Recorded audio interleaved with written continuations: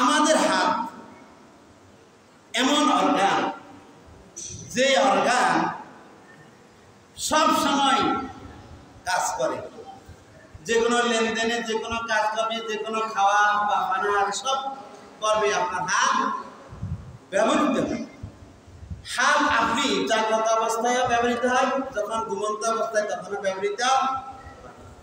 আপনি ঘুমাচ্ছেন, আপনার মুখের মধ্যে একটা মাছি বসছে, আপনি কিন্তু জাগ্রত নয়, হাত কিন্তু অটোভাবে সেটাকে কি করবে, থাপ্পড় দিবে না, মশাটা তাড়াই দিবে না। আপনার শরীরে কোথাও চুলকাচ্ছে, চর্মরোগ আপনার সমস্যা, এই হাত আপনার ঘুমন্ত অবস্থায় কি করবে, সেটাকে চুলকে দিবে। তার মানে হচ্ছে আপনার ঘুমন্ত এবং জাগ্রত সর্ব অবস্থায় হাত চলে, হাতে কাজ করে। এই জন্য রাসূল কারীম সাল্লাল্লাহু আলাইহি সাল্লাম এই হাতের ধোয়ার ব্যাপারে অনেক সতর্ক সংকেত দিয়েছেন। আল্লাহ নবী বলেন, যখন তুমি ঘুম থেকে জাগ্রত হবে, কথা খেয়াল করিয়েন, মুহাম্মদ সাল্লাল্লাহু আলাইহি সাল্লাম কত বড় বিজ্ঞানী, বিজ্ঞানীদের বিজ্ঞানী, ডাক্তারদের ডাক্তার। মুহাম্মদ সাল্লাল্লাহু আলাইহি সাল্লাম বলেন, যখন তুমি ঘুম থেকে জাগ্রত হবে, তখন তোমার হাত পাত্রে ডুবানোর আগে ওই হাতটাকে 3 বার ভালোভাবে ধুয়ে নিবে। কারণ তুমি জানো না তোমার হাত রাত্রে কোথায় ছিল, কি স্পর্শ করেছে, তোমার হাতের মধ্যে কোন নাফাকি লেগেছে, কোন জীবাণু লেগেছে, এটা কিন্তু তোমার জানা নাই। সুতরাং তোমার এই সন্দেহযুক্ত হাত বাহিরে না দিয়ে তুমি যদি পাত্রের মধ্যে ওই হাতটাকে চুবিয়ে দাও, তোমার হাতের জীবাণু, তোমার হাতের নাপাকি ওখানে চলে যাবে। সেটা যদি তুমি খাও, তোমার দেহের ক্ষতি সাধন হবে, রোগ জীবাণু সংক্রামিত হবে। মুসলমানদের আদর্শ দেখেন, মুসলমানদের মুহাম্মদ সাল্লাল্লাহু আলাইহি ওয়াসাল্লামের পক্ষ থেকে শেখানো সচেতনতা দেখেন। শুধু এখানে শেষ নয়, আমরা যে দৈনিক 5 বার নামাজ পড়ি, নামাজের জন্য আমাদেরকে কি করতে হয়, ওযু করতে হয় না? ইয়া আইয়ুহাল্লাযীনা আমানু, হে মুমিনেরা, হে ঈমানদারেরা, ইযা কুনতুম ইলাস সালাহ, যখন তোমরা নামাজের জন্য প্রস্তুতি গ্রহণ করবে, ফাগসিলু ওয়ুজুহাকুম, তোমরা তোমাদের মুখমণ্ডল ধুইবে, ওয়া আইদিয়াকুম, এবং তোমাদের হাত ইলাল মারাফিক, কনুই পর্যন্ত, তোমাদের উভয় হাতের কনুই পর্যন্ত ধুইবে, ওয়ামসাহু বিরুসিকুম, এবং মাথা মাসে করবে, মাথা মাসে করবে, ওয়া আরজুলাকুম ইলাল কাবাইন, এবং 2 পায়ের টাকনু পর্যন্ত ধৌত করবে বা গিরা পর্যন্ত ধৌত করবে। তাহলে দেখেন এখানে কয়েকটা শিক্ষা আছে। একটা হইল, আমার ওযু গেল কোন পথে, হয়তো আপনি প্রস্রাব করেছেন অথবা পায়খানা করেছেন, অথবা আপনার দেহ থেকে বায়ু নির্গত হয়েছে,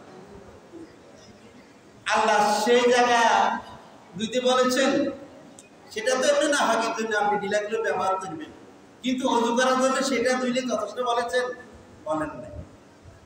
ওযু গেছে এক পথে, আবার ওযু যায় এক পথে, আসে আরেক পথে।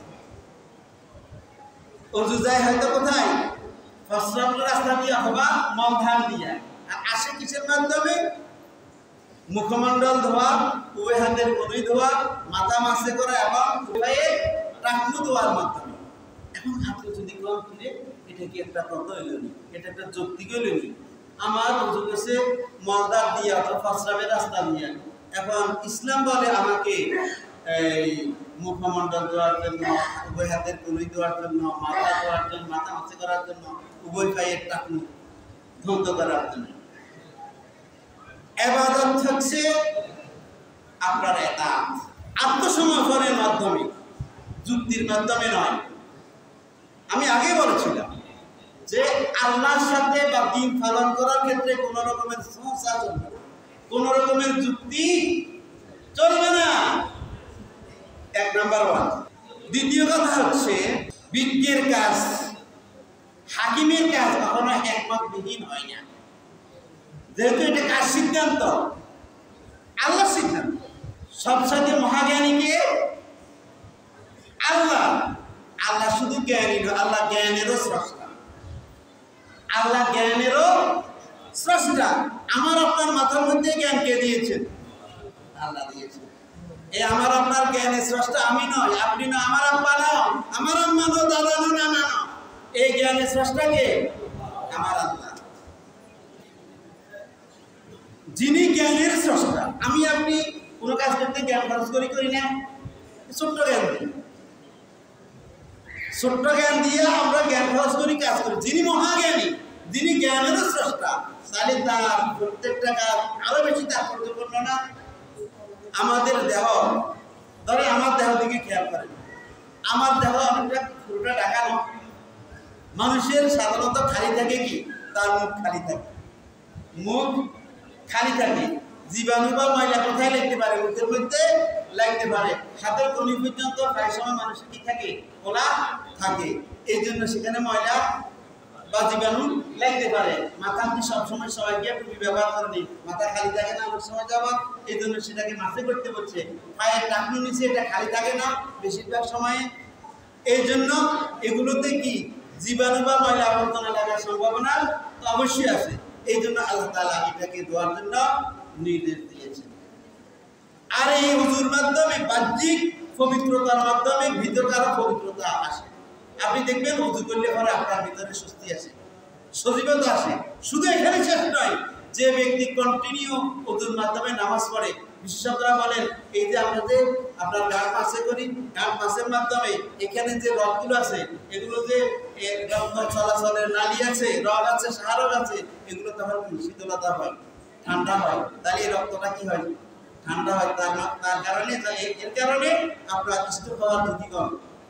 ইসলাম ধর্মের প্রতিটি কর্ম হচ্ছে একটা আদর্শ, এক একটা সৌন্দর্য, নৈপুণ্য, আদব, শিষ্টাচার। আর এখানে কোন রকমের আপনার যুক্তিতে হয়তো ধরবে না, আপনার যুক্তিতে এটা ধরে কি এটা ওটা না হয় যুক্তিতে ধরলো, কিন্তু এটা তো আমার যুক্তিতে ধরে না। আপনার যুক্তিতে ধরুক বা না ধরুক, আপনাকে সেটা মানতেই হবে। আপনি যদি যুক্তি হিসাব করেন, ওযু যাবে মলদারে, হাত দিবেন, মাথা মাসে করবেন, মুখ দিবেন, পা দিবেন, এই যদি যুক্তি খাড়া করেন, তাহলে আপনি আর মুমিন থাকবেন, আপনি কাফের হয়ে যাবেন।